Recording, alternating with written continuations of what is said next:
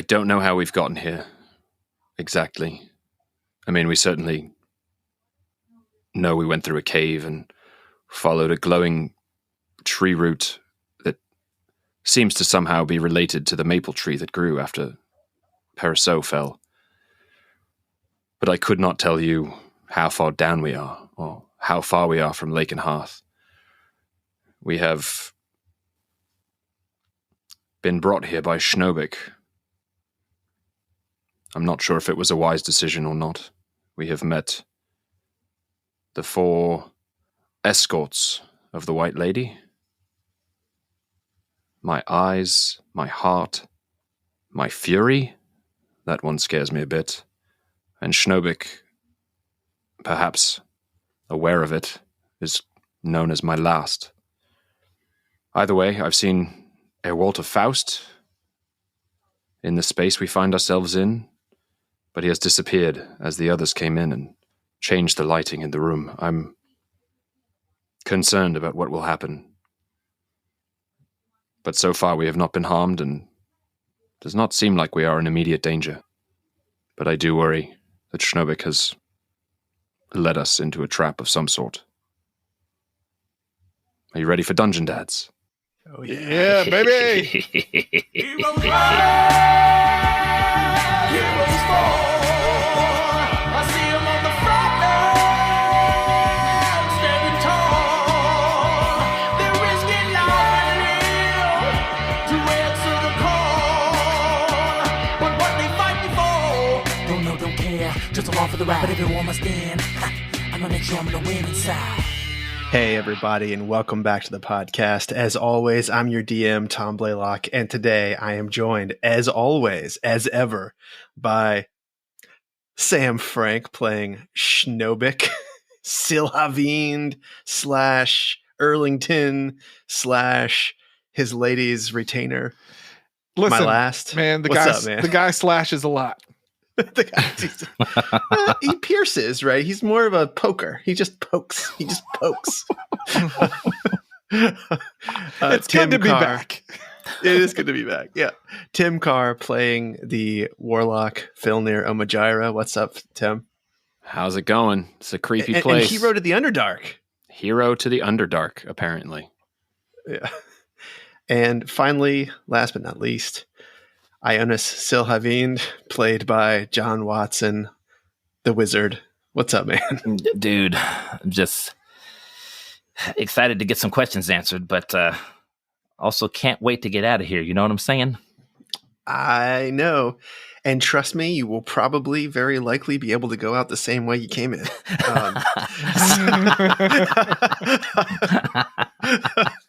So, I think that was a great cold open from Filnir. I just want to remind you that last episode, after sort of making your way into this this underground temple chamber area that is entirely made of lead, you all finally were able to revisit this tree of Paraceau and see what it has created and see how it was able to sort of rip through the ground under the temple over by Lakeshire. And then meeting the real Bezleth Lultal. And there's still a little bit of mystery about her, I think. The way she came in with her retainers, kind of, maybe, possibly. In the bonus, you all surmise that she was in that pillbox. And I think that is not a terrible surmisation. is that a word, fellas? Surmising. Not a terrible surmising. The three, and I'm glad that Tim remembered the names of the three the three retainers.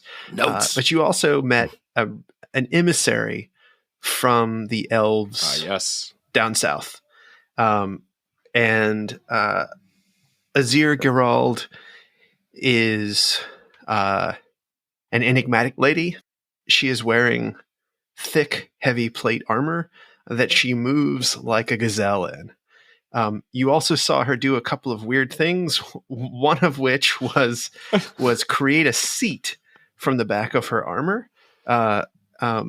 I don't know if anyone here has watched Silicon Valley. Yes. But there was a guy who had a seat pants. This is cooler than that. This is cooler than seat pants. Well, I was just thinking, you said it's Azir Gerald. Yeah. And then you were like, I was like, okay, wait, I've got it. And then you were like, she moves like a gazelle. And I was like, wait a second. Because now every time because even before that, every time I introduce her, I want to be like, the beautiful Adele Dazeem. And now I'm like, Gazelle Azir. Just make sure you blame the teleprompter. Exactly. Oh my gosh. Azir Gerald. Okay. Yeah, Azir Gerald. The 3 retainers disappeared into an antechamber that is up at the southwestern corner of this room that you're in. And just to give you one more reminder on the size of this thing, it's only about 10 feet tall. It's about 30 feet north-south, and it's wider than it is that direction. So east-west, it's about 100 feet. And this leaden stump is almost dead center in the room that has a small lead dowel that looks like it looks like you could pull it right out, but it's sort of sticking out of this thing. I'm picturing something with like the dimensions of roughly a pencil box. Yeah, I would say what's sticking out. I should say the proportions of a pencil box. Oh yeah. That's right. It's the proportion of it. That's good. And when you looked at it, you did notice that it was the walls were very flat and the corners were sharp. Like this thing, it looks manufactured, but I mean, and it's full of lead. How could that be? Maybe it is a pencil box. Maybe. Wow. Maybe we shrunk coming down the roots. You've been working on that for the last 2 weeks. No, man, that's off the dome. With no domes here. It's just flat. No dough. Listen, we're in this temple. No domo. No domo. Okay, let's get back into it. So these 3 retainers come out of the antechamber with the beautiful the White Lady and Schnobik. Say Adele Dazeem again. No, sorry. I'm with it. You're with it. Okay. We can cut all this out. And I sincerely doubt we will. And I believe it was Filnir who rolled highest on this perception, noticing that when she first walked out of the antechamber, she looked, her skin looked shiny and hard and almost like porcelain. And then as she walked with Schnobik, it got to be much more. She became much more organic looking. Got color in her cheeks, and he took her over and put her in a stool on the stool of Azir Gerald, and you have now all 4 of the retainers sort of flanking her, and Azir is now standing on the northern wall with her foot up, looking fairly unimpressed. And Schnobik, I will leave it back to you. All right. If I rest my hand on Bezalith's upper back, can I feel Yes. anything? Yes. Okay. You can. Gentlemen, when I told you that performing this task, you would become privy to information that is closely held secrets from which there is no turning back. I'm prepared to reveal one of those secrets to you now. Are you ready to receive it? I am. As ready as I'll ever be. Bezleth looks back over her shoulder and touches your hand and holds it as you do the thing. As I do the thing. This is not Bezleth Luatal. And I draw the Frostbrand sword from the slot in the back of her neck and hold it out. And as he does that, again, the torches flicker out within 30 feet, and you feel a great cold come rushing over you immediately. And the shape of the woman Bezleth Luatal holds somewhat, but slumps forward, and the light completely goes out of her, and she is at first porcelain, and then she looks almost like molded white clay. And Schnobik in front of you holds this rapier up. And the two of you, it sounds like wind blowing, but it's underneath the sound of wind blowing, almost like you have your ear inside of a conch shell. You hear a whisper of a voice, and it says, "We can help each other." And I say, this that you see before you is an artifact, elf-made. Craftsmanship is remarkable. There are few in the world like it. And then I take the sword and I slide it back into the slot in the back of the net. And as he slides it in, you see the molded clay quickly turn right back into the Lady Bezleth Luatal. The hair grows back, almost like as it sheaths in the slot in her back. It's almost like the color returns proportionate to how far in the sword goes. Does the temperature return too? Yes, it returns back. It starts to rise. Precipitously is not the right word, but quickly. It starts to rise quickly. Okay. Your priest's spirit is has not entirely fled this plane. No. And we know how to harness it. If it could be harnessed, invested into an artifact, and we could obtain one of these elf-made artifacts, you would have him back with you in all but flesh. And Azir speaks up and says, "Just remember that the flesh is what costs the most. And that flesh is master-made in the Gilbrain by our people." It is, in fact, flesh. Is that what you're saying? Lady Bezleth, you may allow them to touch you. Oh, sure. Schnobik, which of your friends should hold my hand? I would not say my brother is worthy of the honor, but he may appreciate it most. Very well. Approach, brother of my last. And she holds her hand out to you. I stare long and hard at Schnobik, and then walk forward and hold her hand.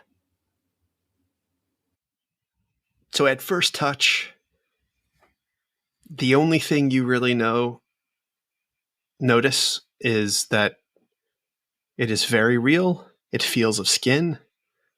It's perhaps a little colder, but if you were to guess before grabbing her hand, when you thought she was just a regular vampire, this probably comports to what you would imagine a vampire's hand to feel like. Give me a perception check.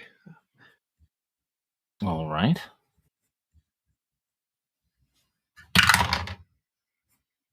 That is a 2. Okay. So your ring seems to be pinging at you. The one that keeps out outsiders from speaking to you. Okay. I'm going to let go of the hand and walk back to Filnir, and then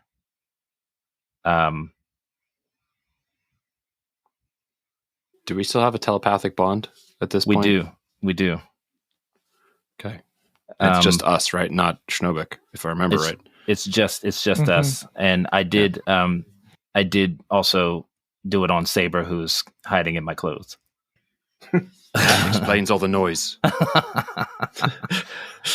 And I'll just back up and I'll tell Filnir, in my brain, well, the skin feels real. I'm currently feeling something from my ring of mind shielding, that someone is trying to communicate with me or something. I'm not sure. Just now? Or still? As I touched her hand. And did it stop when you let go? Am I still feeling it after I let go of her hand, Tom? No, you are not. Okay. It stopped as soon as I let go. Interesting. That is good to know. Gentlemen, we have a task we have to ask you. This is Azir. Azir stands up and walks over and says, Half-elf, was it or was it not you who planted this tree? Planted might be the wrong word. It did appear as a result of the actions that we all took part in. Ionis, myself, Abel. Sure, but it was you who was bound to the sword, or the sword was bound to you. Is that correct? That is right. The spear. Yes, Parasos, and the tip, the spear, the binding all came together, yes. And you were the one who could speak with this elf? Yes, that is right. And do you feel anything in this room? Do you see anything in this room? What should I be seeing in this room? I don't know. Something that I do not see. How can I know what you do not see? I do not know what you see. Do you see the elf in this room? Paraso, no. Do you know what he would look like? I'm afraid I will never forget what he looked like. And she looks back at Bezalith and she shakes her head and she says, he will not be able to lift it. My lady elf, we do not know that. He perhaps does not know what he's looking for. Either way, this doesn't matter. Would you explain to me the motivation for this task? Bezalith sort of shares a look with Azir for a bit, and then Bezalith looks over at you and says, come shake my hand, and perhaps you two need to understand the motivation of what we're working toward here. That's something that I will understand, shaking your hand, my lady. And she holds her hand out and she says, I just want you to understand that when your priest comes back, he will be whole. He will be himself completely. It's quite cool. In my head to Ionis, I will say, I am not sure how Abel would feel about this. I miss him tremendously, but I don't know what he would have wanted in this situation. We never... I agree. I'm not sure either. I would much prefer knowing where he was and what his situation was, but I do know that when Kekaset offered something similar to this, he said no. It's true. My lady, I assume that we will come to an explicit agreement as to whether we are in agreement over the task and the reward for said task. Is that not correct? There's more for me to explain to you, and for Schnobik to explain to you. But first, you should understand what you are working with here. Here, take my hand. I'll look at Ionis with a here goes nothing glance, and I will take her hand. Okay. As soon as you take her hand, she says, Azir cannot be trusted. Do not let your priest be put into a blade. The elves will control him. You do not want that. I offer you a different compact. Half-elf. I ask you to help me set my own self free.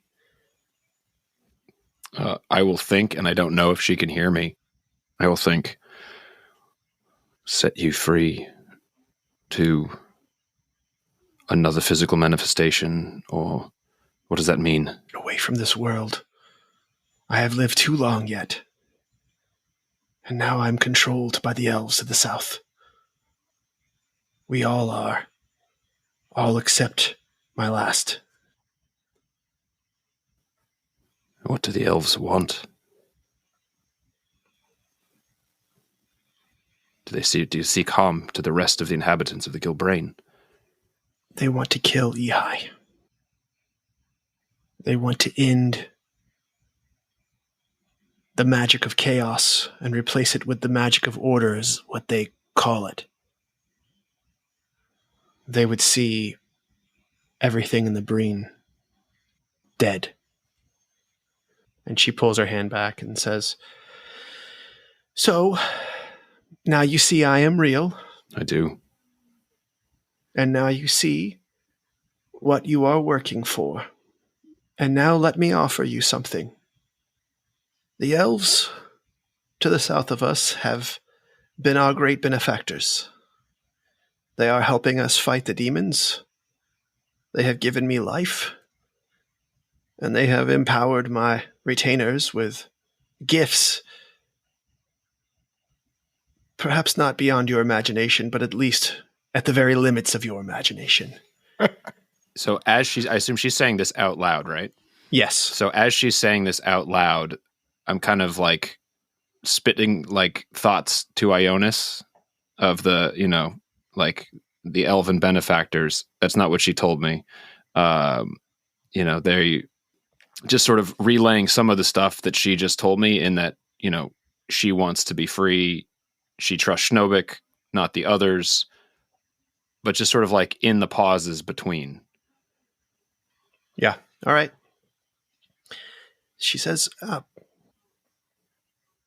the elves want only one thing in return. They are on a mission to collect and restore their friends and families who were captured in charnel blades and animated books from 1,000 years of foolish elven magic of the Moonbrook elves. They are looking for artifacts. You said you hold something called Kegaset. Perhaps there's an elf trapped in it. That's something that they might be willing to trade things of great value for. In exchange, they are almost completely providing the resources for our underground battle. And I assume that you also have battles above ground. And they would be very happy to help fund, to help resource the battles that you have above ground. Is that correct, Azir? That's right. Sure. So, as a token of good faith, Azir here would like for you to retrieve the ascended ore that is in this room. She cannot see it, but she knows it is here. The ascended ore. The ascended ore. When a great weapon that is occupied by a great power, a great elven power, fulfills its internal mission, one of two things can happen. It can either disappear from the earth, or it can be reborn as ascended ore, to be reworked in an even more powerful weapon. We believe that in this chamber there is such ore. And we believe that the ascended elf that you know as Paraso is inside of it. And no longer himself, only just a flicker of power and light. How do we know he is not himself? And Azir looks over at you and says, when the mission is complete, we just become pure power. And do you happen to know what Paraso's mission was? Azir sort of shakes her head and says, that you were able to create a tree identical to the tree of life from the Moonbrook Palisades, an exact replica of the tree which Paraso in his real life, in his earthly life, tended and built a grove around, tells me that he completed his mission, whatever it might be. That is the tree that grows above. Did you not know? That was his tree. Was his tree broken and dead? In the end, it was, yes. So he recreated a dead, broken tree, not a version of it earlier in his life, when it was alive. And do you see the ascended ore or not, half-elf? I'm afraid I'm still not quite sure what that means. I see metal everywhere in this room. None of it looks particularly special to me. Azir pushes a button on the left arm of her armor, and down flops something that looks almost exactly like the iron rods that was in Brink's lair. Okay. That has the strange markings on it, and it looks very similar to the lead dowel that is in the stump, the lead stump on the ground. It would look like this. This is ascended ore of a lesser creature. Bezleth stands up and touches your shoulder and says, if he doesn't see it, he doesn't see it. We have other things to discuss. And she says to you in your mind, it's there in the center of the room. Constructs can see such things. If you cannot see it, I am sorry to say that today's meeting may not end well for you. But if you can see it, do not let Azir have it. Fuck, I don't know what to do here.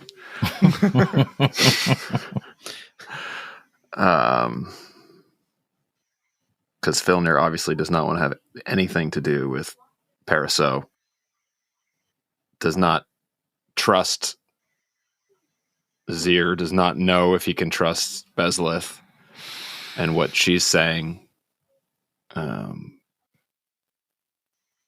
And meanwhile, I've just been constructing an elaborate who's on first bit in my mind about ascended or what?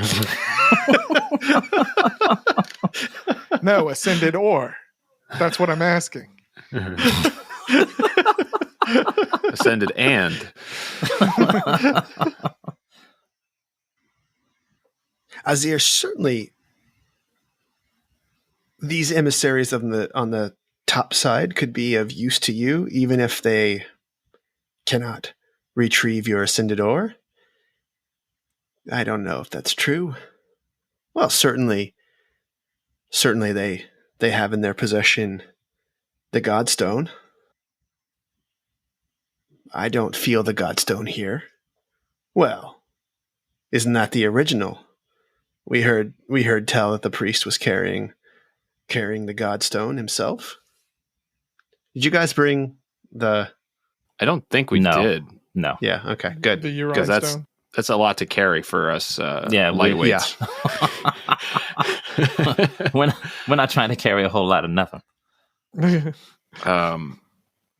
Havis Corvair is not interested in souls trapped in the Godstone that are not elves, and perhaps one day we will pay great amounts of wealth for those who would bring us something like that. But for now, we are on the lookout for 3 or 4 things only. My Ascended- apologies. I'm confused. I was told by my brother that I would have a meeting with Beslith Luatel, but we seem to be talking to you an awful lot. Why?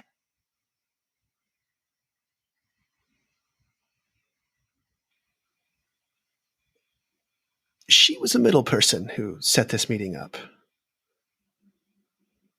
And you can continue your conversation with her. Or you can continue your conversation with the one who can actually pay you for the things which you would want. Well, I understand all that, but I'm just at a loss. I do not know what I've walked into here. What exactly are you doing here? Making sure that the interests of Havis Corvair and the elves in Gilbrain are well represented in all corners of this great island. That is all. But you call Beslith a middle person. What is the point of the light well, the bramble wall? What is all of this? Beslith, would you like to explain your project? Sure.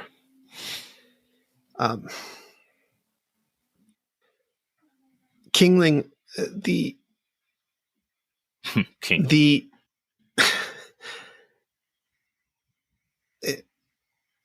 About a year ago, I had many more troops under my command, and we were fighting demon lords from the deep. What I hope to gain from this war is my own business. But rest assured, they are coming. And if we are not able to defeat them, they will spill out on the surface of Gilbrain, killing and destroying all in their path. So you're telling us everything you seek is to defend this island from the demons? No. What I would see the elves of my kind retake what you know as the gift and build a new civilization there. But my brethren were not here to form a civilization. They were here for one reason and one reason only. And that was because we created a great evil just below the surface of the lake. You created an evil. Yes, we did. And Azir doesn't remember. Azir is a child born in the woods. She was not even a thought in the minds of her parents when I was on the Council of Mages of the Moonbrook Elves. I am here to finish the job that we started some 2,000 years ago, so I can be free of the pledge that I took, that Griggly took, that Helspeth took, that, yes, even Havis Corvair took, Azir, and many who have fallen. Control the evil under the surface and destroy the Demon King that we created. I do not ask for your help in this mission. I ask for your help only to aid me in my mission. Is Beslith still have her hand on my shoulder? Yes, she does. Okay. What will happen? I think this in my head, kind of to her, and I will think it in a way, hopefully, that also goes to Ionis. Okay. So maybe I'll think it, phrasing it to her, directed at her mentally, but so that Ionis hears it. If that makes sense, because obviously I have the link with Ionis, and I just assume that if I think you're yelling in your mind. Yeah, I'm yelling in my mind. Yeah. What will happen if I take the ascended ore and I do not give it to her? Will there be a battle? Once the ascended ore is in the hand of its master, all will be able to see it. And am I its master because it belonged to Perisseau, or is someone else its master, or is that... Tell me truth, half-elf. Can you see the tree trunk of lead? I can. Then you can see the ascended ore that is written, that has words written in Qualith, which is the language of the Illithids, all along the side of it. If you can see that, then you are its master. And again, yelling in my mind, as it were, with air quotes there. If I also saw the silhouette of a man that was not Perisseau.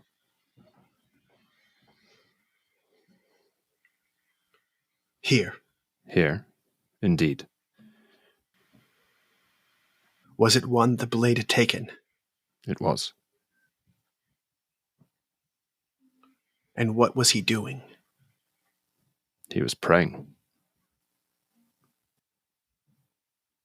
Then he has defeated Perisseau.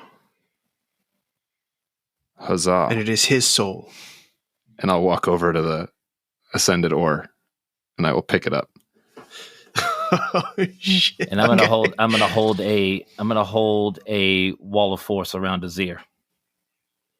You're gonna cast it? I'm gonna hold it if she makes a move for Filnir. Okay.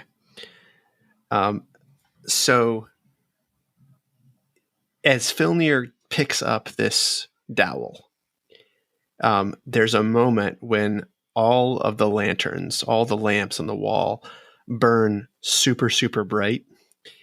And everyone in the room sees Herr Walter Faust walk, spring from his hand and walk forward toward the elves. And then the lead stump is visible to all, and then it's a blue light, and then you see the roots in the room stop glowing blue. The stump crumbles to the ground in dust, and the roots wither, and a few rocks fall down into the room, and Azir looks over and says, "Yes, you can see it. You have it. Yes, yes. Bring it to me. Bring it to me. Don't let it touch me." And she pushes a button on her armor, and another compartment falls down to the side. And Beslith looks up at you and says, If it comes to it, I will stand with you, as will my retainers. But we must finish it, or else we are all imperiled. And Azir looks around and says, What are you on about, witch? Bring me the ascended ore. Ascended or what? There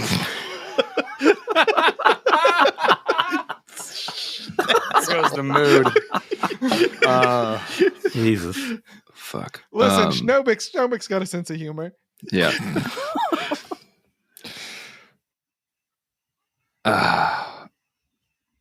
I'm afraid I cannot. Name your price, half-elf.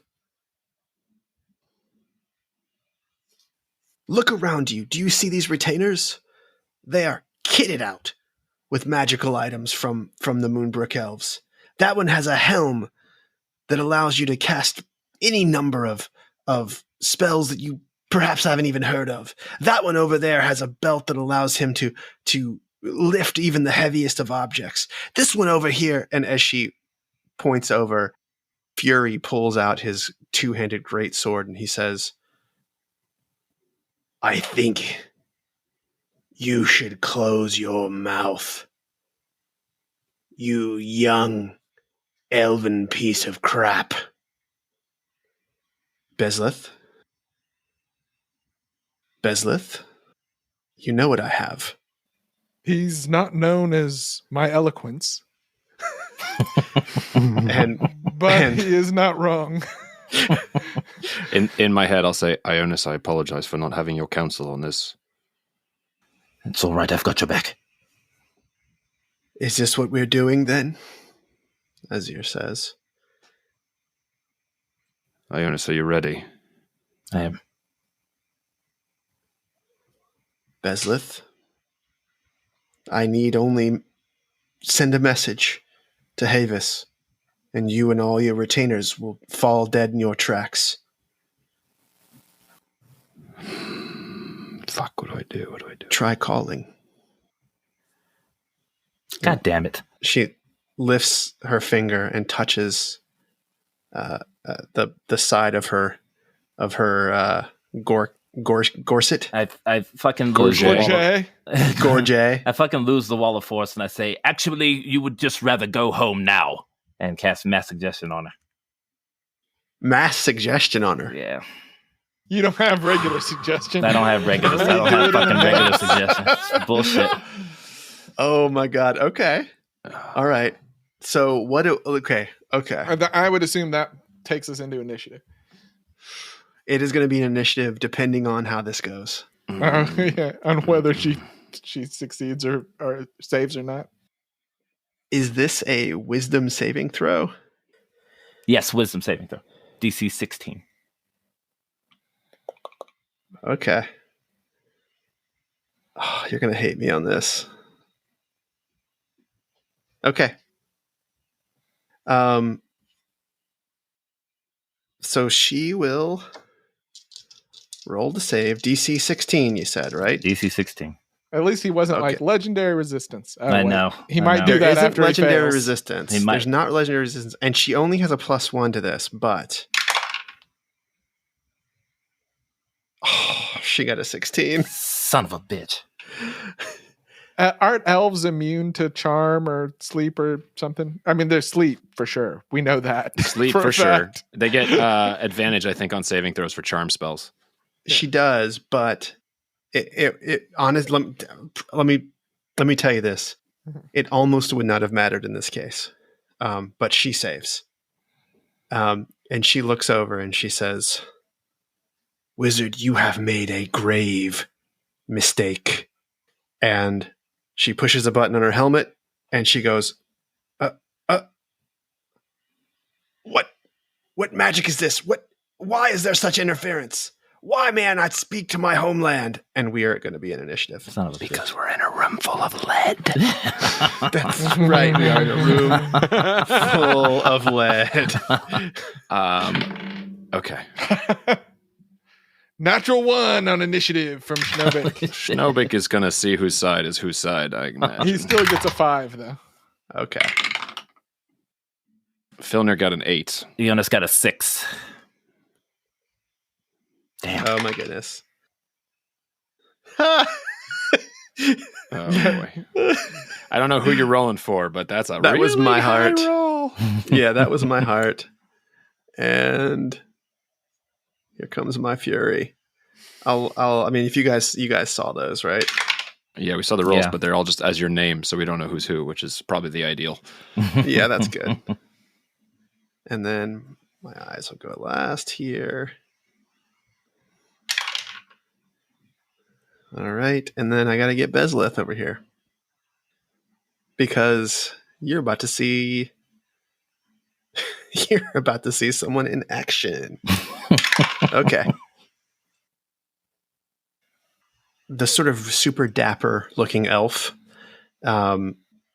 He, as soon as it's his turn, he looks around and he holds his hand out, and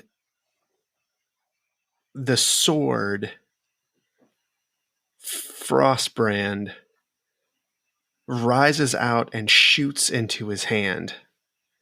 And Bezleth Lultul her neck slumps down, and he rushes over and attacks. He attacks the Gazelle Herald. yeah, and the first one is gonna hit, and it's going to do a whole lot of damage. And she is now wreathed in thunder. You hear a boom when he hits. And Azair Gerald sort of like gets the hit, and her helmet flips down over her face, and she says, "You've all made a grave mistake." And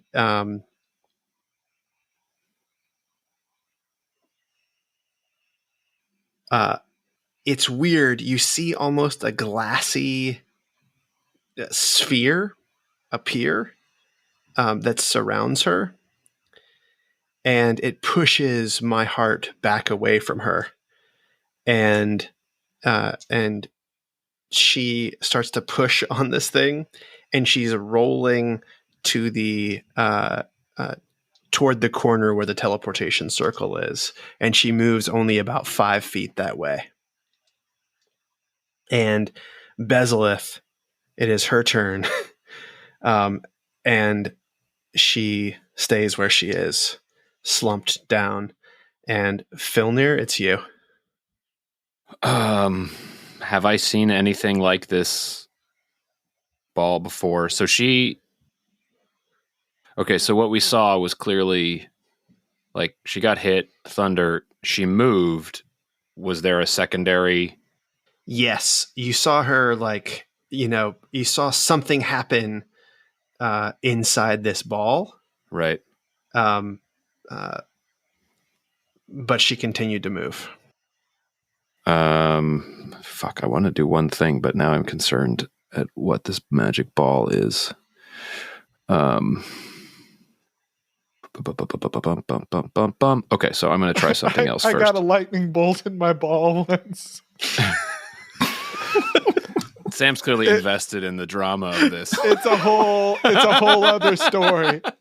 I just thought it was an amazing coincidence. Okay, Maybe so we'll save that for the bonus episode. Where am I relative to her and the teleportation circle? She's moving away from me. You are halfway in the room, so you're 50 feet away or 45 feet from the teleportation circle. Right, because I was at the tree stump. Yeah, that's the center of the room. Okay, and she is 30 feet from you now. And is she closer to the teleportation circle than me, or would she have to go past me? She's moving toward the. She is over close to the teleportation. So she's she probably between the two. Okay. 15 feet away from the teleportation circle. She moved about 5 feet. Okay. With her. Then I am going to Eldritch Blast. Okay. All right. So here's bolt number 1. 25 to hit. Okay. That hits. Roll your damage. 6 force damage. And I'm gonna Oh pull my God, her. that just can't. That can't be right. You get 3d10 on that, right? Oh no, it's No, I just get 1d10. multiple bolts. That's right. Okay. So when it hits this like force, what happens when you hit something? Because like it's diffused over this ball and you can see it, but are you able to grab or pull or push? I can pull 10 feet. Okay. So you can pull it. Yeah. You So can pull her. I want to pull it 10 feet. All right. Closer to me. And it just like zips backwards and she looks over her shoulder and is like very surprised that this has happened. Right. Does it look like she took any damage? It looks like the outside of the ball took all the damage. Okay. So I've got 2 more beams. So I will, Okay. I will just fire those. 23 to hit. Okay. 4 more damage. And then 16 to hit. Yeah, also- that'll hit. 2 more damage. So a total of 12. And It she's hits the 10 ball. feet closer. Yeah. Just to be clear, it hits the ball. Right. I'm aiming for her, but it hits the ball. Okay. It hits the ball.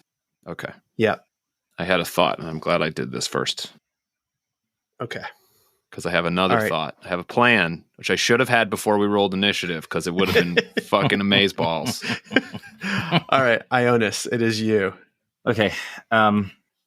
She looked like she was heading toward the teleportation circle to leave. And then this ball just rolled back 10 feet away as Filnir hit it with his Eldritch Blast. Right. And Brother, dispel that magic. We have to kill her now. right. The problem is, do I block her from the circle and then dispel it later, or do I dispel it now and risk her getting away? So I'm gonna do a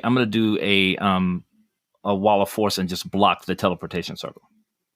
Oh, okay, that's good. So it's long.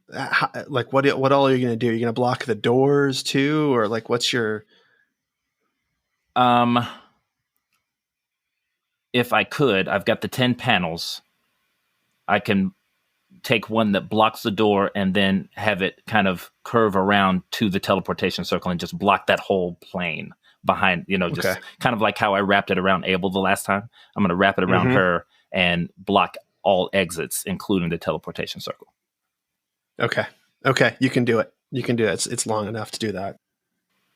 And then I'll say, brother, dispel that magic.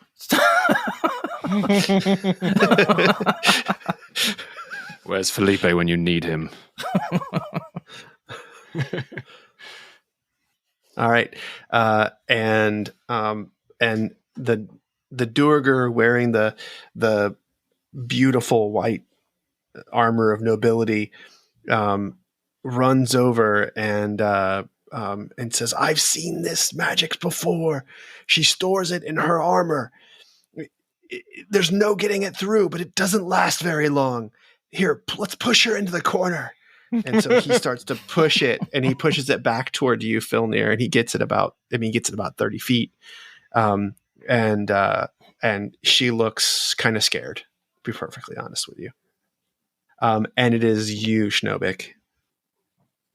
I call the sword, the frost brand back to me. I call Bezlith back to me All right.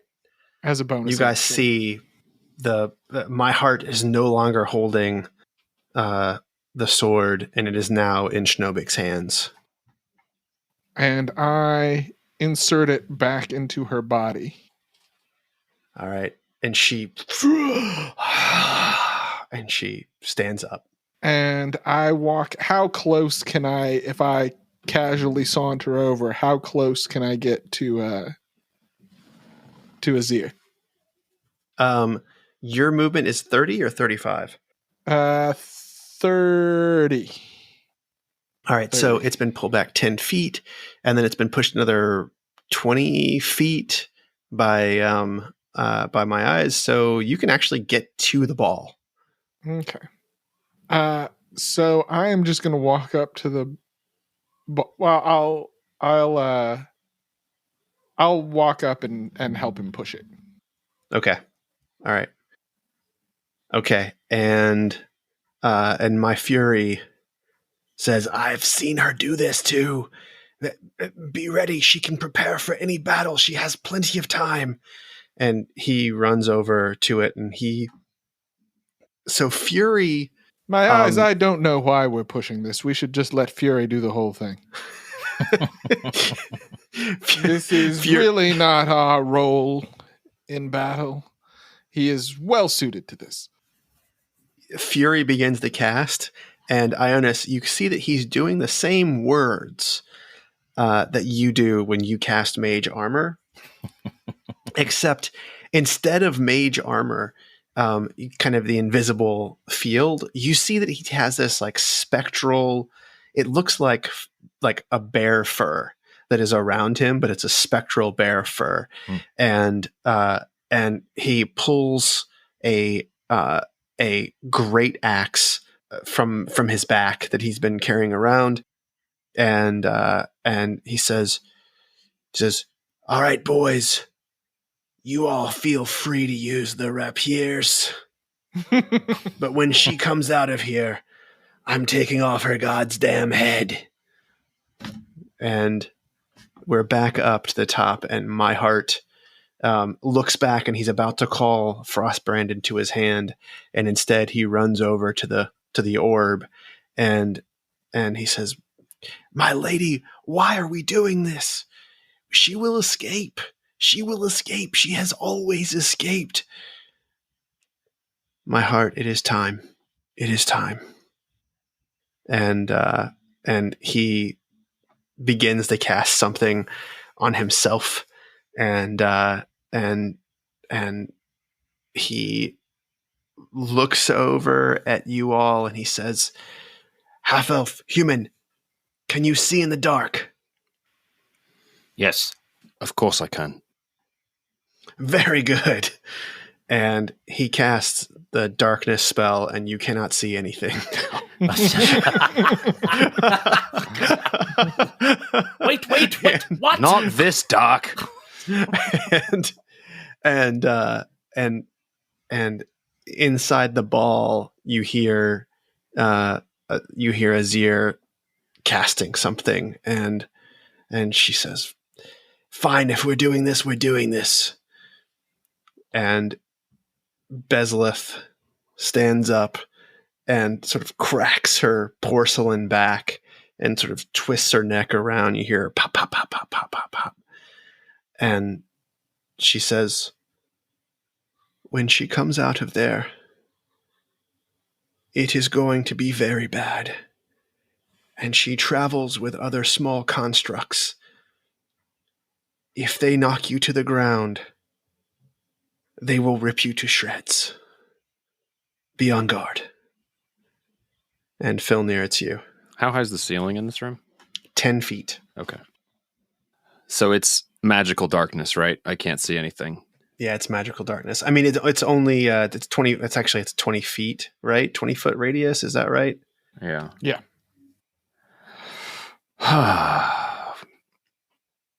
And I don't know if this ball is still up and present, and I don't know exactly what this ball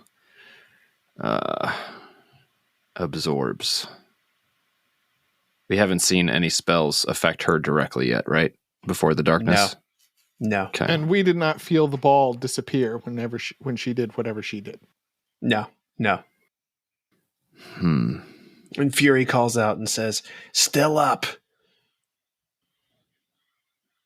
I'm going to move...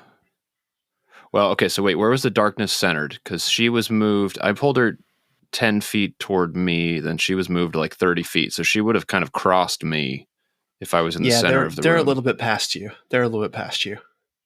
I'm going to back myself toward the teleportation circle. Okay. And I'm guessing I will at some point find the wall of force with my back. And I know it's not like, you can't move through it, right? It's just essentially like an invisible, like a barrier block in Minecraft. It's just invisible and you can't move through it. Yep. Am I able to get out of the darkness? Yeah, you can get out of the darkness. Okay. But I still can't see her because she's in it. Just threw a wrench into my plans, guys. I'm gonna Eldritch Blast again at disadvantage. Okay. If that's, I think that's kind of my only option here because I get 3 bolts, which is better than what I used to get. All right, so disadvantage. 11 on the first one. Okay, I want you to tell me what you would do when you hit the ball. Just damage it. Damage it, you're going to pull it? How big is the darkness? How far did I have to move? Oh, because I wouldn't know. After you move 10 feet, you were out of the darkness. Right, and no, I'm not going to pull it. Okay. Does that hit?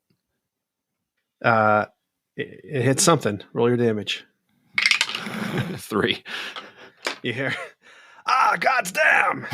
I thought you could see in the dark. I can see without lights on. I cannot see in magical darkness. And let me have. I'm gonna have my heart roll a Constitution saving throw. He darkness stays. All right, I'm gonna try again. And this is dumb. I'm gonna do it again. Same thing. Aim for where I know the orb was. 14. Okay. Roll your damage. Oh shit, 10. Oh God damn! Who is hitting me? And my heart is going to roll another Constitution saving throw. And the darkness falls, and he turns around. And he says, "God!" And you can see that his studded leather armor has a little bit of like an indentation where your Eldritch Blast hit him twice. And you can see that the 3 retainers are in there, and they're sort of around almost exactly between you and the ball. 4 retainers, all 4 of them. I apologize, my heart, and then I will shoot one more time at the ball.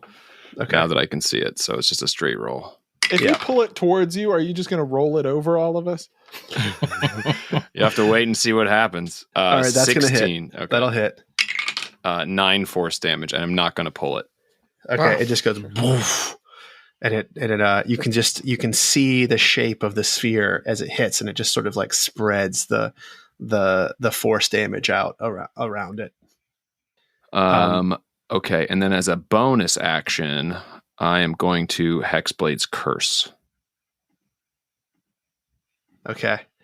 I'm going to let you save it because you're not going to be able to Hexblade's Curse. Oh, is she too far away from me?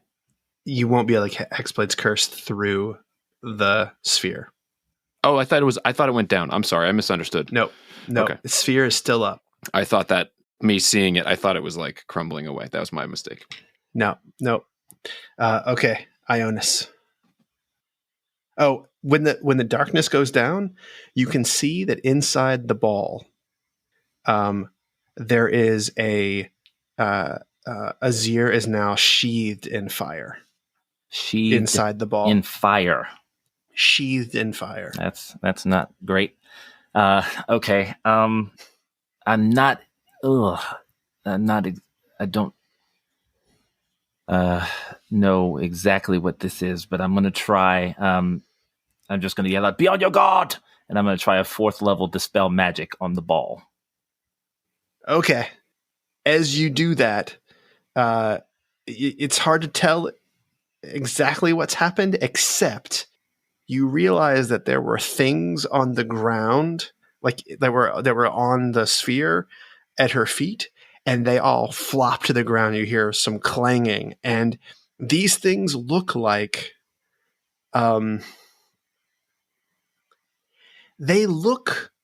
you can tell where they fell off of her armor, that they were like bits and pieces of the bottom half of her armor. There are 6 of them, and they look like bear traps, except they are moving and animated, and they are silver, and they look like they're made from the same magical metal that her armor is made of. Oof. And let me roll their initiative. This armor is nasty. I want some. Yeah. That's right. Yes, it is. All right. Okay. Oh, you are so lucky, my man. This thing just rolled initiative, and it's in the initiative order just before Ionis, which means you will go through an entire round Without dealing these with things. Yeah, without these things being able to attack. Okay, and my eyes looks down and says, "Oh, her gnarl jacks are loose. Attack, man, attack! Ignore her. Take out the gnarl jacks." And he swings down at the ground.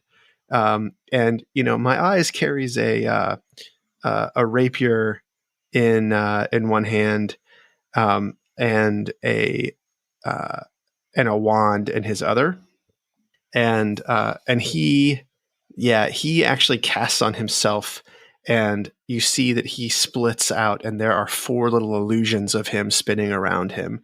He has cast mirror image on himself, and it is you, Schnobik. Did Bezleth take a turn? She will take a turn in the next order. She comes before you. And on your turn... On my turn last time, I she just told put you her in. she told you about the gnarl jacks for her turn. Oh, okay. Yeah. So she's wreathed in fire. Uh-huh. And there are these 6 small things just all around her feet, chomping. Mm-hmm. I don't know that I'm kitted out for killing little metal constructs. I wonder how well they respond to being poked with a rapier. Well, we'll find out. I'm going to go up to one, and I am going to hit it with my rapier. To the construct. Actually, I take it back. I am going to... I'm going to booming blade it. Okay. The construct. That's a 24 to hit. That will hit. I'm fighting the urge to look these things up, but I'm just imagining like bear traps with crab legs. They are, it's actually, they look like they are standing up on the chain that attaches them. So it's, they don't have legs. They're animated. Okay. Mm-hmm. Yeah. So that is 13 piercing damage and 7 thunder damage.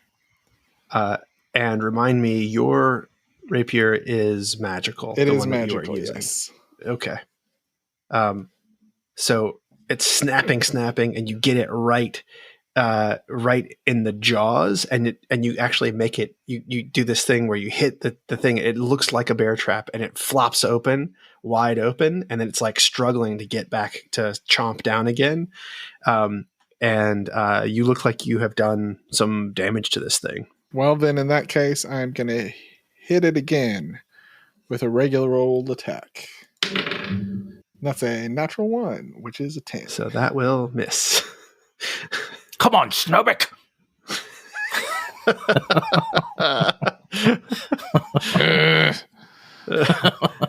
All right.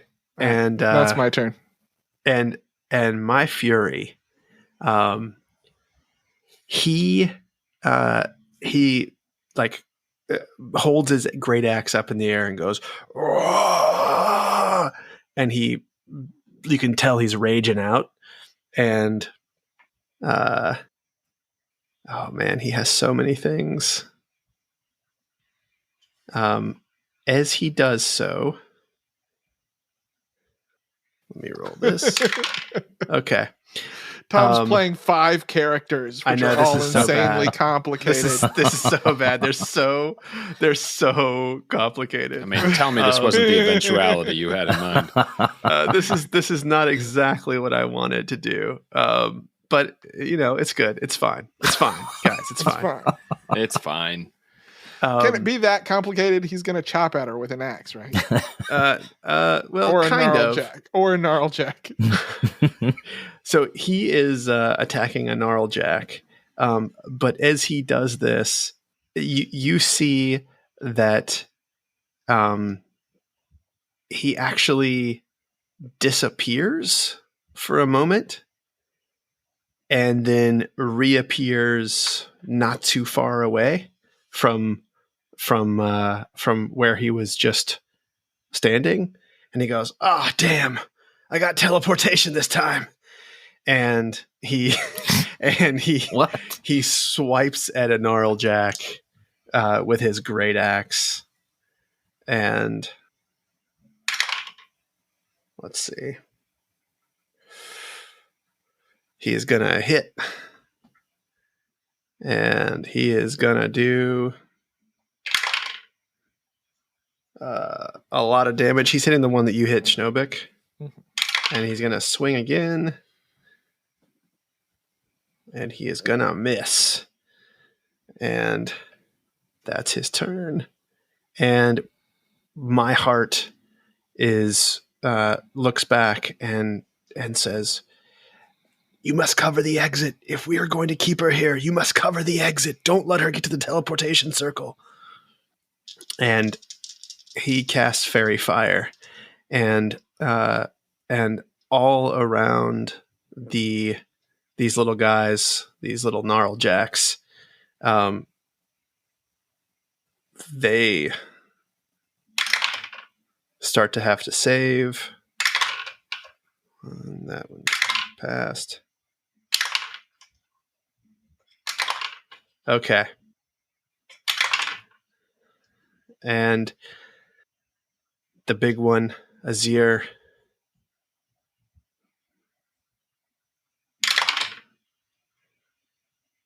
she also passes. So 5 out of the 6 gnarl jacks are now like glowing and pink like dust, and Azir is not.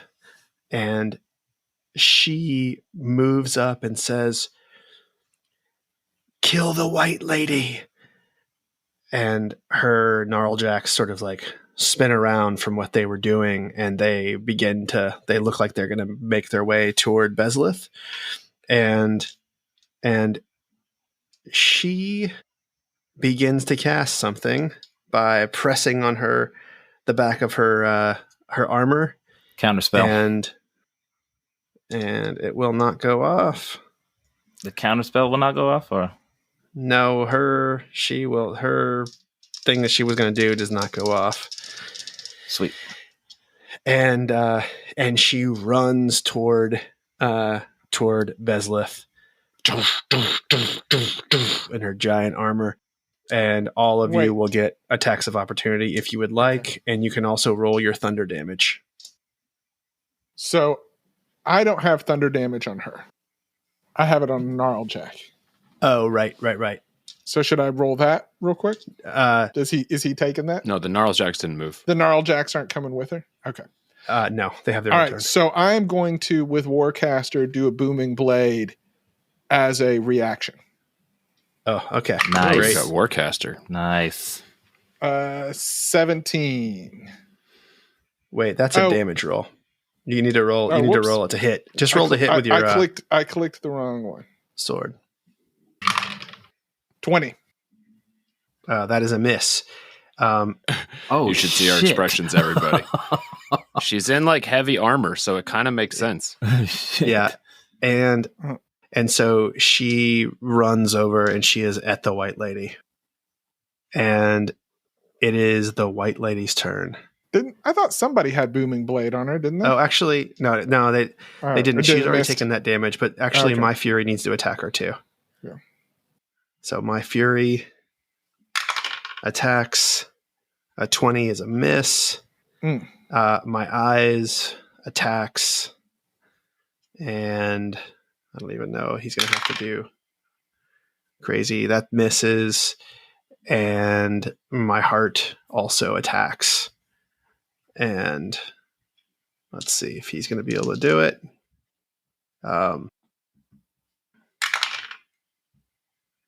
19, that also misses. Okay.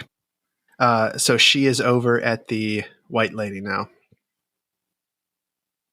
And the white lady doesn't love this. And she says, my heart, my eyes, my last, my fury. Protect me, for I have nothing to protect myself. Ha ha ha! Just kidding. And she brings up a she's gonna do this. She is going to cast something, and she casts Dominate Person, and Azir is going to have to save on a wisdom save. Let's see here. She gets advantage on it, right? She gets advantage, but and she can expend a use of her armor to get a +5 on this, which she will do, and she passes it. Son of a bitch. Yeah. But she has no reactions, so that's good. And Bezlis says, she is not under my command.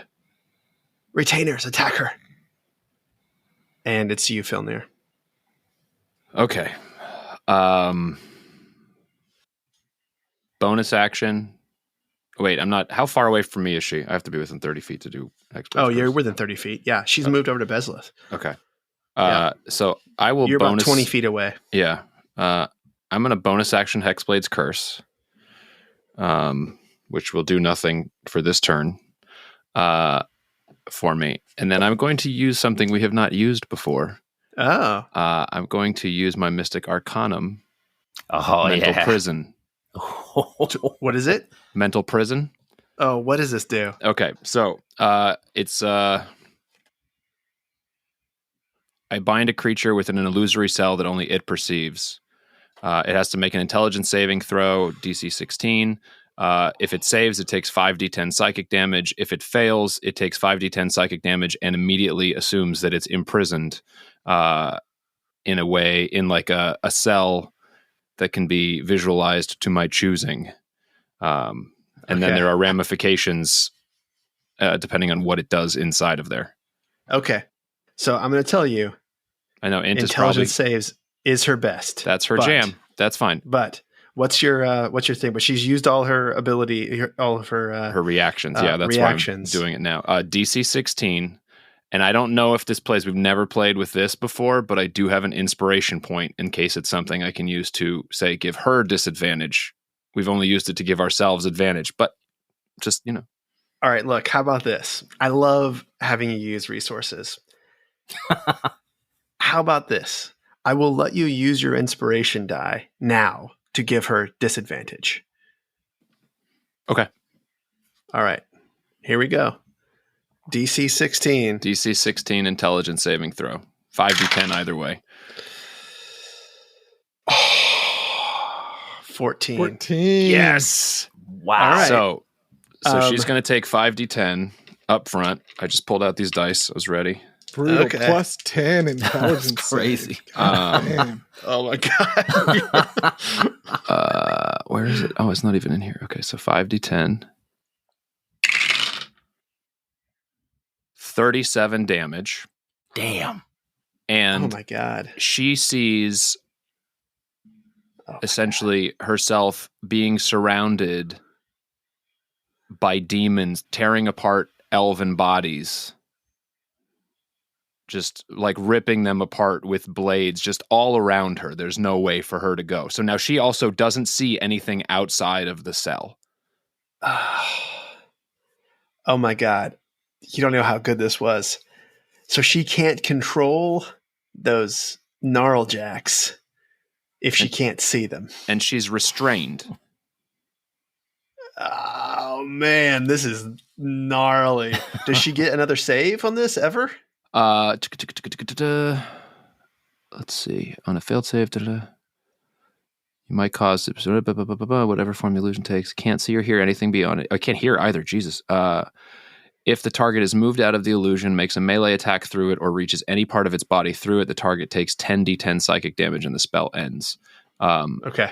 So if she tries to, if she tries to reach through it, but it looks like there's essentially demons everywhere around her, and that's all she can see, and she can't hear anything else going on outside. Oh my God. All right. That is so gnarly. That's awful. Okay. So the Gnarljacks did get an order to kill the white lady. And so they all like move that way toward her. You guys have all used your attacks of opportunity. but the one I attacked is going to take booming blade damage. Okay. Roll it. That would be 16. Wow. Okay. So that one is going to, when you hit it, you again hit that spot, that little bitty spot in the middle where it chomps down the bear of the bear trap. And when you do, it falls down and it looks like a piece of armor with a chain on it. And it is excellent. Dead is the wrong word here, but It's inanimate. It is destroyed. Yeah. It is deanimated. Yeah. And it chomps over. Now she's next to them. If one of these enter her space, it doesn't matter because all of the prison is in her mind. Is that correct? That's correct. This is a perception thing. Okay. And she can't hear, so she can't tell that they're there at all. Correct. All right. I mean, I guess she could feel it if it bit her, but okay. So these things are no joke, though. So now, does she have to do a concentration save? She will. Oh, she does. She does. She has for to that 5d10, which means that's a DC 18. 18. Okay. This is not with advantage. This is standard. Okay, she passes 23. Damn. Okay, so she holds concentration, and these things all run over and attack Bezlith. And let's see here. Let's see what these guys can do. Want to buy Sanctuary. Yeah, that would be great. Okay. Actually, 3 of them are going to hit her, and the damage is negligible, but what's the effect?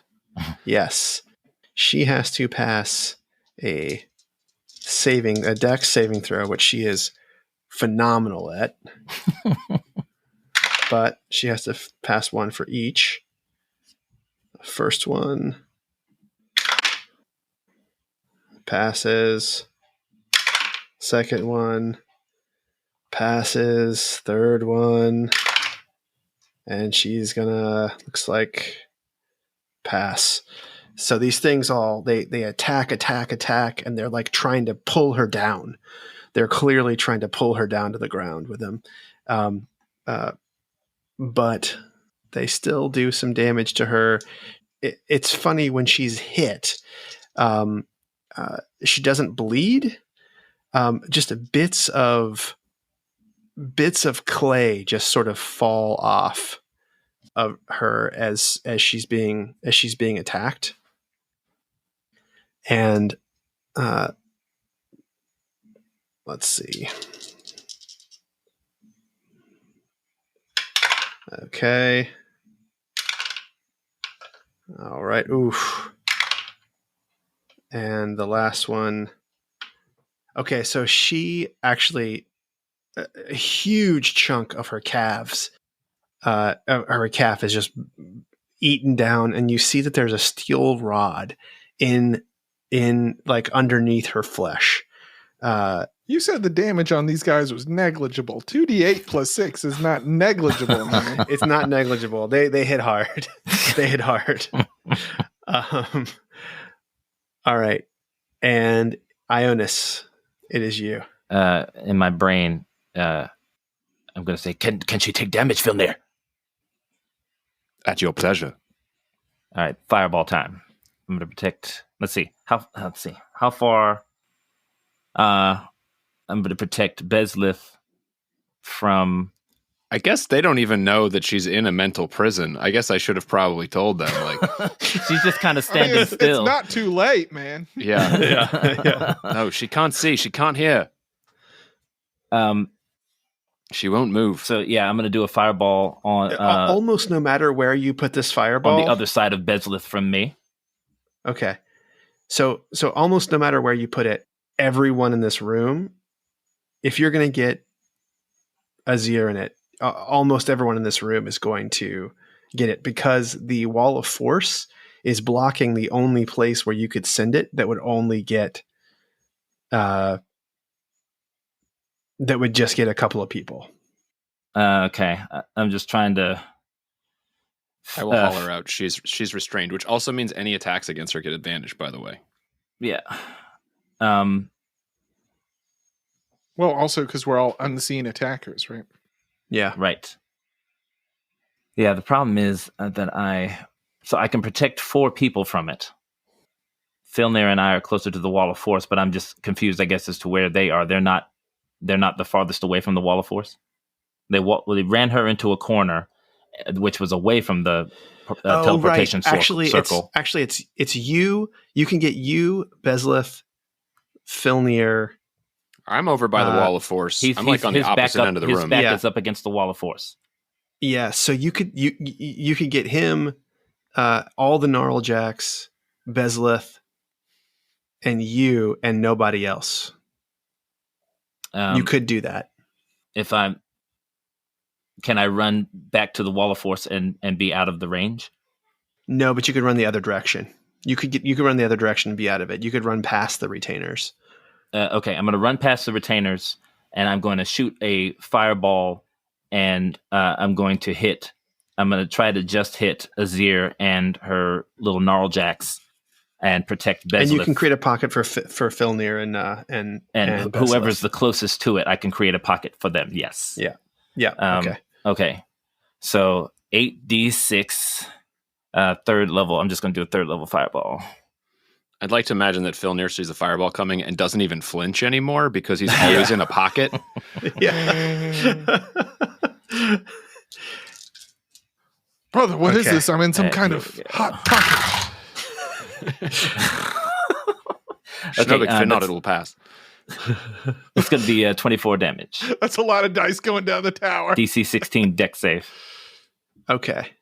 So none of the Gnarljacks clamp down, but they all look like they took all the damage.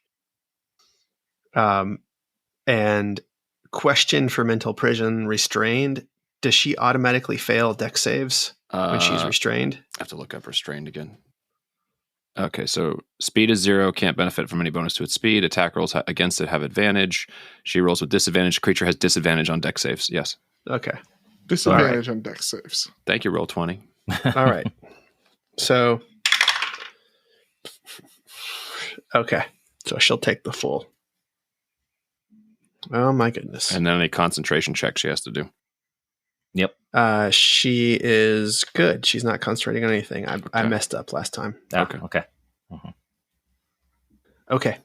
And that was a good turn. And my eyes is going to head over and he's going to double up on this. So he's casting Hold Person on her. And she has advantage on this save. But she passes. He goes, "Oh, she's she is outside of my magics as well. And it's you, Schnobik.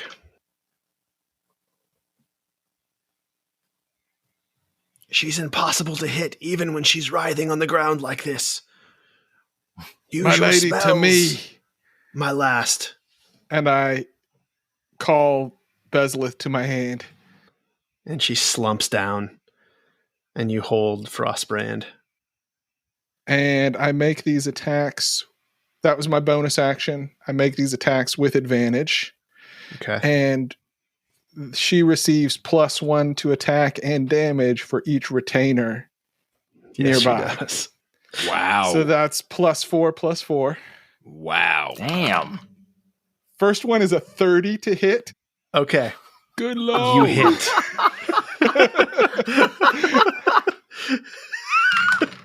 And that's 12 damage. Okay. Is that +4 damage too? Is that included in there? Okay. So, yes. Yeah. No, you that's another 4, right? No, I added it onto the cold modifier. Oh, but you also I get just rolled a 1 on it. Yeah, he's Oh, I got. see. It's he's the got a- 1d6 I see. cold and then put the +4 on that. All right, so you did 12. So that's 12. Wow, she's not going to be an NPC, I guess. Next attack. That's a crit. That's a 32 to hit. Oh shit. Okay. that also hits. I should think. That is 19 damage. Oh my god. Oh my god. Attack number 3. Oh wow. Jesus. You get 3? A Yeah. level 11 fighter, baby. Oh man. Ooh, things to look forward to if you know. 24. 24 is a miss. 24 What? is a miss. All right. Then I'm going to action surge. Oh, Yes! Yes, you are. Yes. Yes. We have an bullshit action right surge in the main campaign. Hey guys, can we start this episode over and let me just play it a little differently so that I can keep this She's person just alive. gonna be a little nicer. First one is only a 21. 21 is a miss. All right. Again. 26. 26 is a miss. 26 What is a the miss. fuck? Oh my She's got god. She's got some mage armor. No, you can't do mage armor on top of armor, right? So No, you what the can't. fuck? Nope. It's got some Third plus attack. something. Right? Damn. 28. 28 is a hit. Oh my god. Thank God. Jeez. That's another 15 damage. So tell me what happens as you slice into a character that took me hours to build. It's fine. It's fine. So as I stab into her each time, little blossoms of frost spread out over her armor, and slowly the fire around her dissipates. Oh, wait. Am I supposed to be taking damage? or You're supposed to be something? taking damage. I totally forgot. So you're still going to kill her, obviously. But I'm gonna get burned real bad in the process. You're going to get burned real bad. Because you I'm hit not her dead. 1, 2, hit her Just 3. Three burned times. very badly. So that's 4 times? Yeah, that's four 1, four 2. hits. No, 3. 3 Three hits. Wow, you killed her in 6 3 hits. 6 attacks, 3 hits. Well, let's not forget No. she took 5d10. All you Right, needed to psychic do was damage. push her. She's taking know. 10d10. It was like, I think you should get the credit for this one, right? well, the next thing was going to Eldritch Blast her and pull her out, and then it was like, All right, I I'm just was- going to roll it all together, Sam, okay? Well, here's the thing. I was this close to action surge and then dissonant whispers, Ooh, yeah. but Oh, she right. could have saved, and I didn't know how many hit points she had, and Yeah. advantage on all this shit is way Oh, better. it's so than- Yeah. sexy. Yeah. yeah. Okay. Well, here's how we'll do it. I'll just roll these all together. Oh boy. Okay. And one more. Oh my god. All those ones. Yeah. 1, 1, 1, 5, 5, 3. That's 16 damage. A small Barely price to singed pay. my skirt. All right, now tell me about these frost blooms on her armor. You son of a So bitch. they everywhere she stabbed turns into like a frozen cold place, and the last one gets her right above her gorget, and you see the frost sort of spread over her face, and then she falls down like almost like an ice sculpture. And you kind of hear her gurgling in her last words. They're torturing all of the elves. And I calmly walk back over and sheath the sword back in its body. And Bezleth comes back to life and looks up and says, "Very good, my last." Do we still have Very to deal good. with those jack things, the gnarl jacks? When the life goes out of her, all pieces of her armor sort of stop working, Got it. Okay. and they all collapse onto the ground. My lady, that gazelle will run no further. Yes, but we still have the problem of Havis will be wanting to know what happened to her. The Underdark is a cruel place. Yes. Any number of things could have happened. Torn We apart must by leave. demons is, frankly, the outcome I would have placed money on before today. For what it's worth, that's what she saw. Well, perhaps, and Bezleth looks around and she says, perhaps we should leave her armor here, because I do not know what kind of connection it has to her people in the Gilbrain Wilds. But I can tell you this. She has many small animals that are out collecting information and sending it back to them. We should destroy the rubies that are on her, and we should get the ascended ore that she has stored in her armor. We should leave anything here that might be able to signal back to them. And we must destroy this teleportation circle. That is above my pay grade.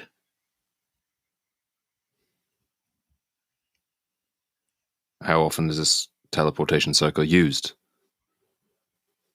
It is used only by the elves of Gilbrain. I do not have the ability to utilize its. She made it. And I know not whether it will disappear as her armor's magic fades. I'm going to walk over to it and look at the, of course, the wall of force comes down. Okay. I'm going to look at the lettering on it. It is weird. It is not elvish. The lettering looks very similar to a kind of the braille, the Illithid braille that you saw on the poles in Brink's lair, and that decorates the ascended ore that Filnir holds in his hand. But it is a teleportation circle, for sure. Right. Blast. I hate to lose one of these. Do you think we'll come back here, Ionis? I do not know. I don't know where we are. It seems we're close to the tree. If we needed to quickly come back here and solve any other issues in this area, it's just a shame. God if it's dangerous, damn it, man. You can relinquish some little bit of power, can't you? God damn it, Schnurbeck. Wish you weren't over my shoulder every fucking time. I'm gonna, Calm yourself, little brother. I firebolt Schnubit. No, I'm kidding.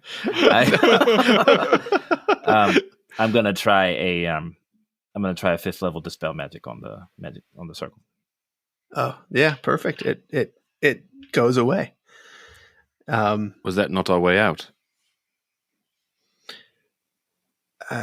You would do better leaving either the way you came in or coming with us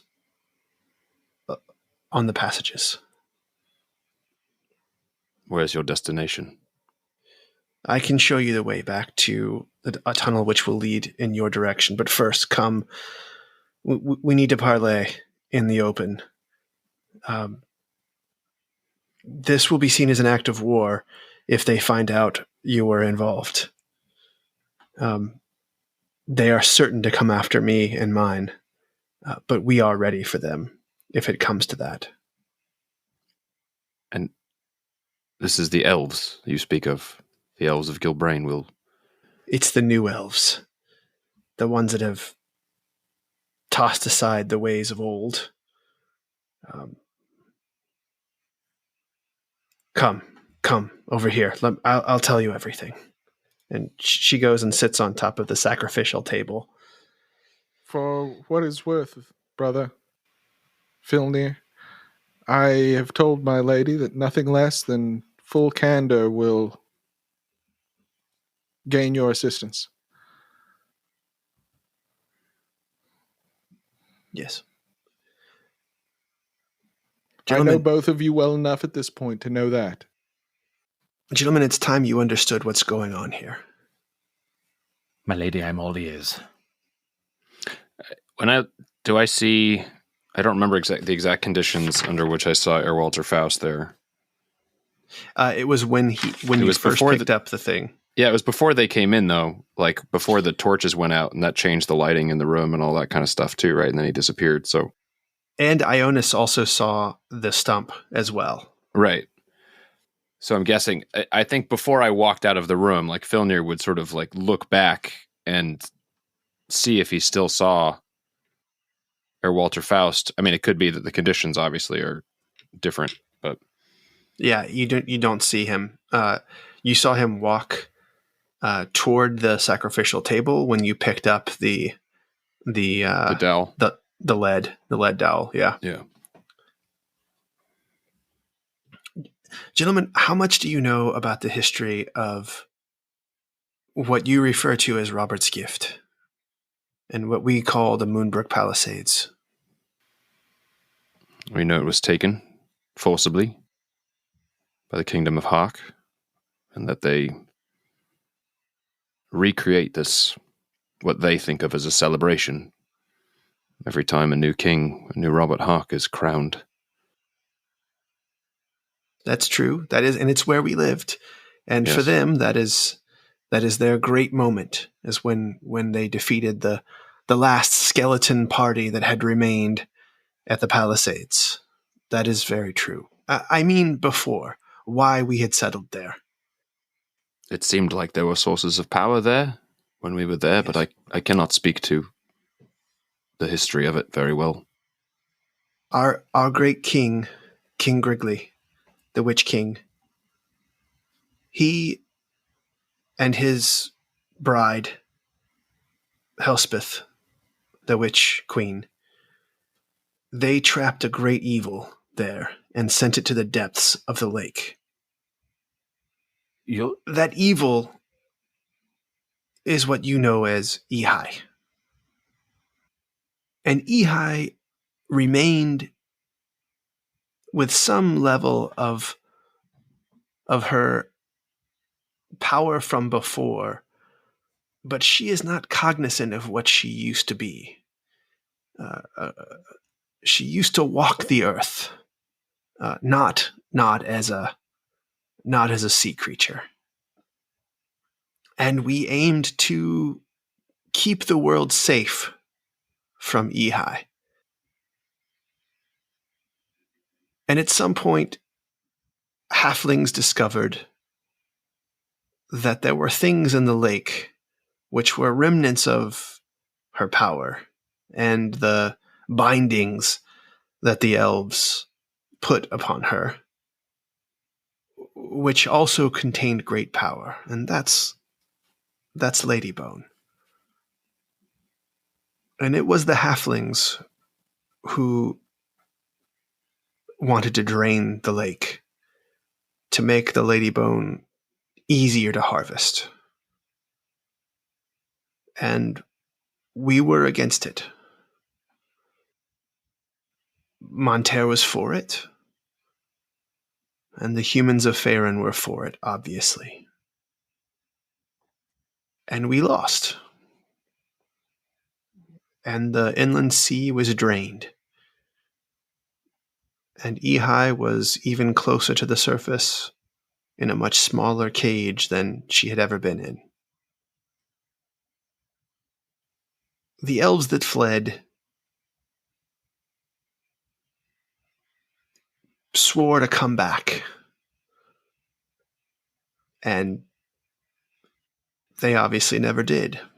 And these elves, these that are here, they want to make not only the Ladybone more difficult to get, but they believe they have the power to kill Ehi.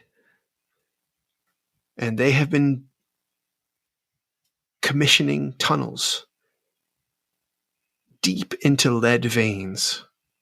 And they believe that when the sea reforms and it is full of lead, that it will somehow poison the great creature Ehi. They do this not because they hate Ehi and not because they are afraid of her, but because they hate the power of chaos that is fueled by Ladybone. They believe that the progress that they have made by harnessing other things is the future of the world and that they should be in charge of it. Does this comport to what you have heard of the lake and the Lady Ehi? Paints a better picture. We were only getting bits and pieces. Well, you're speaking to one of the oldest elves and one of the few who was there for the early days of Moonbrook.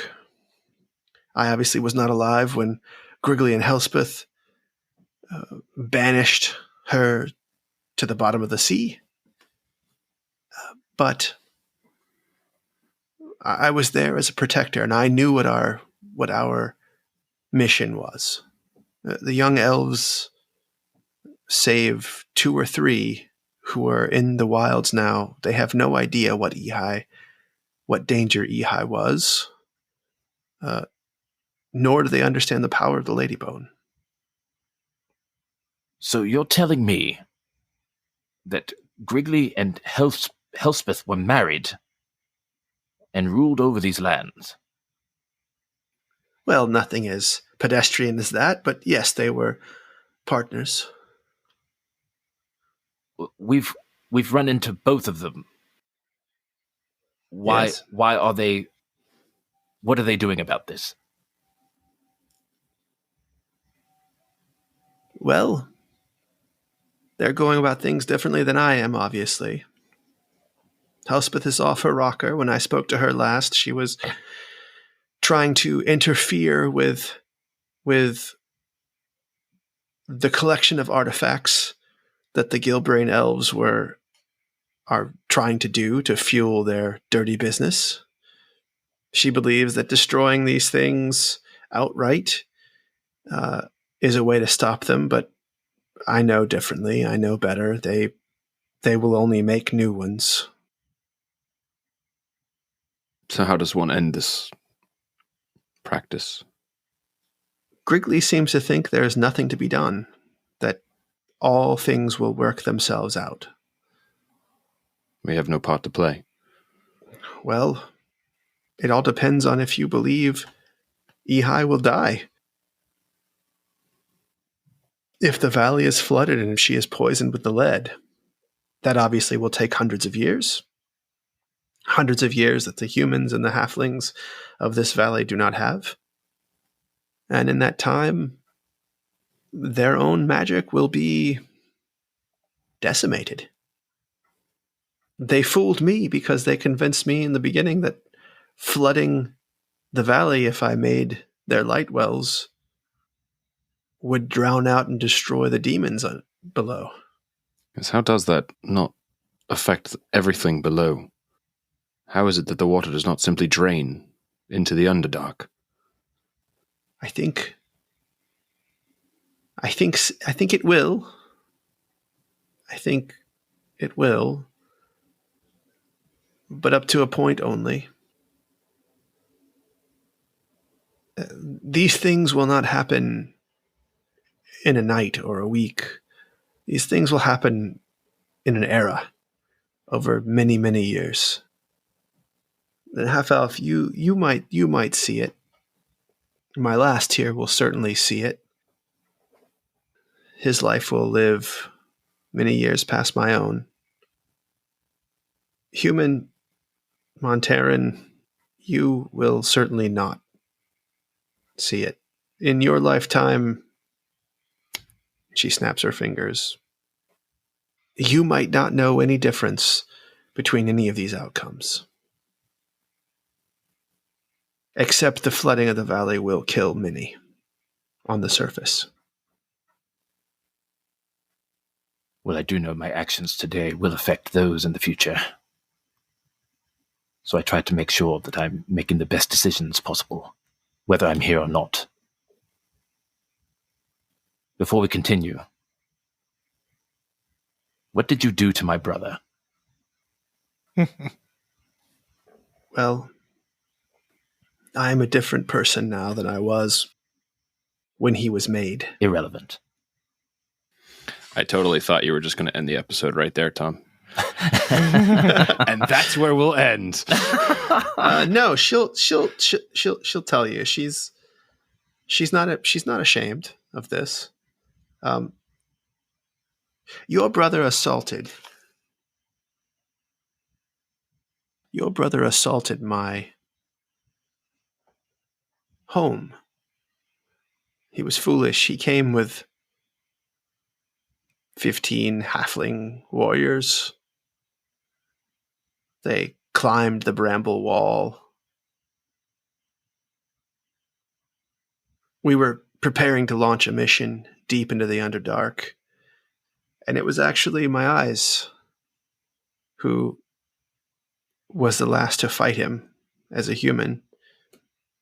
And you should be proud. He lasted for many minutes until my heart and my fury and my sword and my courage and my first last all converged upon him and cut him down. And I walked out and I saw him. And before he died, he asked me if I might give him the kind of power that I had given these other men. She looks up at my eyes, and my eyes kind of like lowers his head, and he says, "We should not have done it." And my heart says, "But aren't you glad we did? He is now the hope for us all." And she says, "Yes, I agree."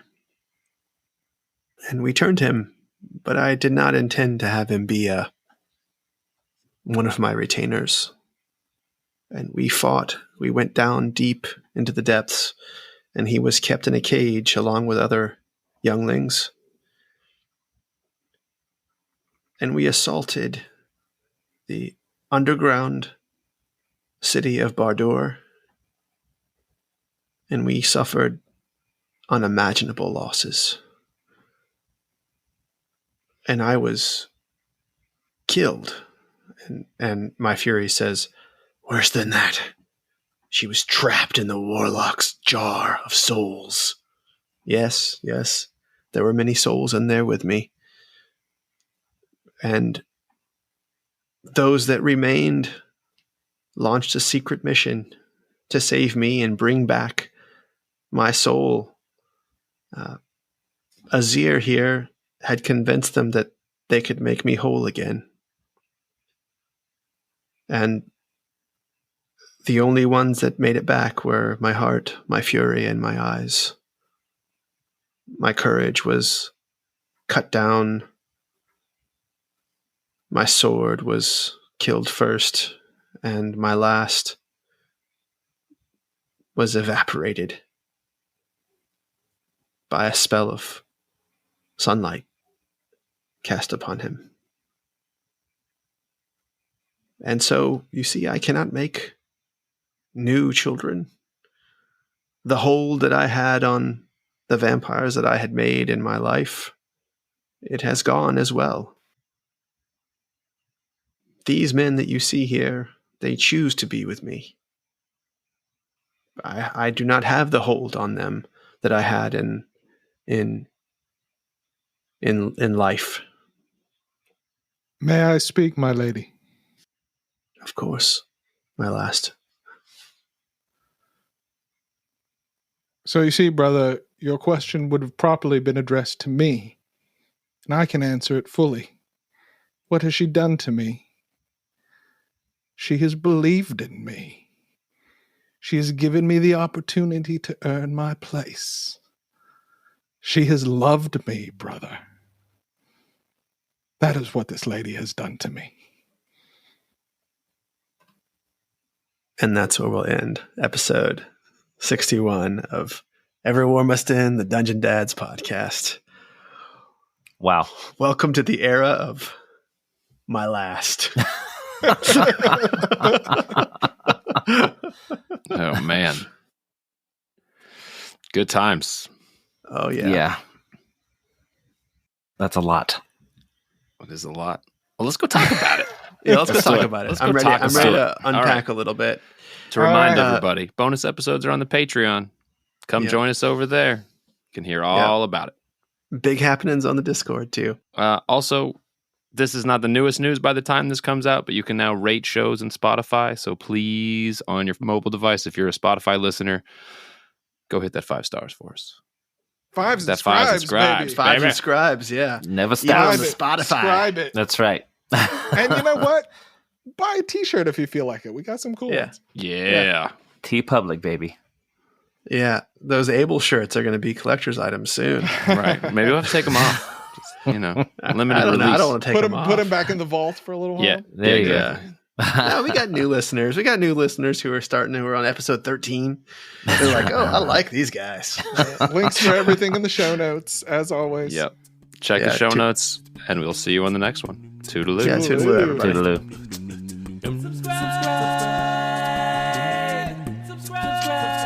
Gotta get those 5 subscribes. Gotta get those 5 subscribes. Gotta get those 5 subscribes.